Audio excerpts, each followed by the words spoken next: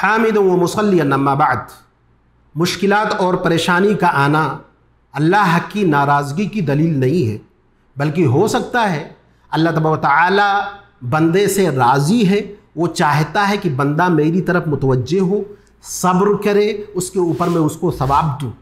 یہ بات ہم کو اللہ کے نبی جناب محمد رسول اللہ صلی اللہ علیہ وسلم کی اس روایت سے پتہ چلتا ہے، جس کو ترمذی نے روایت کیا ہے۔ اللہ کے نبی صلی اللہ علیہ وسلم فرماتے ہیں اذا اراد اللہ بعبد خیرا عجل له العقوبۃ فی الدنیا، اللہ تبارک و تعالیٰ جب کسی بندے کے ساتھ بھلائی کرنا چاہتا ہے تو دنیا میں اس کو مصیبت دیتا ہے۔ وَإِذَا أَرَادَ بِعَبْدِهِ شَرًّا، اور جب وہ اس کے ساتھ برائی کا ارادہ کرتا ہے، شر کا ارادہ کرتا ہے، تو اللہ تبارک و تعالیٰ اس کی سزا کو روک لیتا ہے حتی یوافی بہ یوم القیامہ، قیامت کے دن اس کو سزا دے گا۔ تو اس سے یہ پتہ چلا کہ انسان کے پاس اگر مصیبت آئے، اللہ تبارک و تعالیٰ کی ناراضگی کی دلیل یہ نہیں ہے۔ پھر اللہ تبارک کے نبی صلی اللہ علیہ وسلم آگے فرماتے ہیں ان عظم الجزاء مع عظم البلاء، کہ جتنی زیادہ بندے کے پاس مصیبتیں ہوں گی اتنی ہی زیادہ اس کے ثواب میں اضافہ ہوگا۔ وَإِذَا أَرَادَ اللَّهُ بِعَبْدٍ خَيْرًا ابتلاہ، اور جب کسی بندے کے ساتھ اللہ تعالیٰ خیر کا معاملہ چاہتا ہے تو اس کو آزمائش میں مبتلا کرتا ہے۔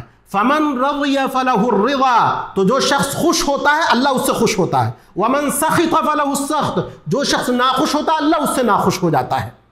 تو اس حدیث سے یہ بات پتہ چلی کہ مصیبتوں کا آنا یہ خیر کی علامت ہے، بھلائی کی علامت ہے۔ اسی طرح یہ بات بھی پتہ چلی کہ مصیبت کا آنا اگر خیر کی علامت ہے تو اس کا مطلب یہ نہیں ہے کہ ہم اللہ سے دعا کریں کہ اللہ میرے اوپر مصیبتیں بھیج دے۔ نہیں، اللہ اپنی طرف سے آپ کن کن چیزوں کے متحمل ہیں، کون کون چیز آپ برداشت کر سکتے ہیں، اس کے اعتبار سے آپ کے اوپر مصیبت بھیجتا ہے اللہ تبارک و تعالیٰ۔ یہی وجہ ہے کہ مسلم شریف کی روایت میں ہے کہ اللہ کے نبی جناب محمد رسول اللہ صلی اللہ علیہ وسلم کے پاس ایک صحابی کو لایا گیا اٹھا کر کے، ان کی شکل چوزے جیسے ہو گئی تھی، اتنے دبلے پتلے ہو گئے تھے، ہڈیاں گل گئی تھی۔ اللہ کے نبی صلی اللہ علیہ وسلم نے فرمایا کیا حال ہے تمہارا؟ انہوں نے کہا کہ میں نے دعا کی تھی اے اللہ آخرت میں جو عذاب مجھے دینا ہے دنیا میں دے دے۔ اللہ کے نبی صلی اللہ علیہ وسلم نے فرمایا لا تطیقہ، اس کی طاقت تمہارے اندر نہیں، کسی بشر کے اندر نہیں طاقت ہے کہ آخرت کے عذاب کو دنیا میں جھیل لے۔ پھر اللہ کے نبی صلی اللہ علیہ وسلم نے ان کو ادب بتلایا، تم کو یہ کہنا چاہیے ربنا آتنا فی الدنیا حسنۃ وفی الآخرۃ حسنۃ وقنا عذاب النار، اے میرے رب مجھے دنیا اور آخرت کی بھلائی عطا فرما اور آخرت میں اپنے عذاب سے بچا لے۔ تو یہ دعا تم کو کرنا چاہیے، اور یہ نہیں کرنا چاہیے اللہ مصیبت بھیج دے، پریشانیاں بھیج دے، نہیں، اللہ اپنی طرف سے جو بھیجے اور اس پر آپ صبر کر لے جائیں تو آپ کا اعلیٰ مقام ہے، آپ کا ثواب زیادہ ہے۔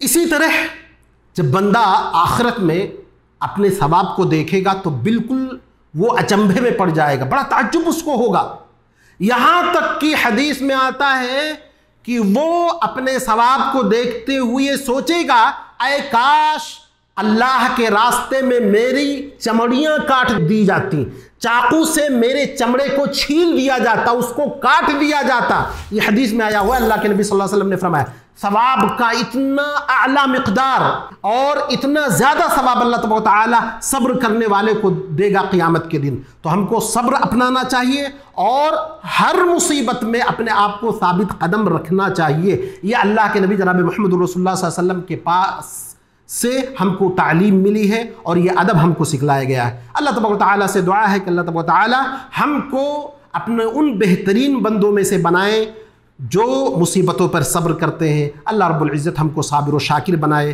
اللہ رب العزت والجلال ہم کو نیک عمل کی توفیق عطا فرمائے۔ وآخر دعوانا ان الحمد للہ رب العالمین۔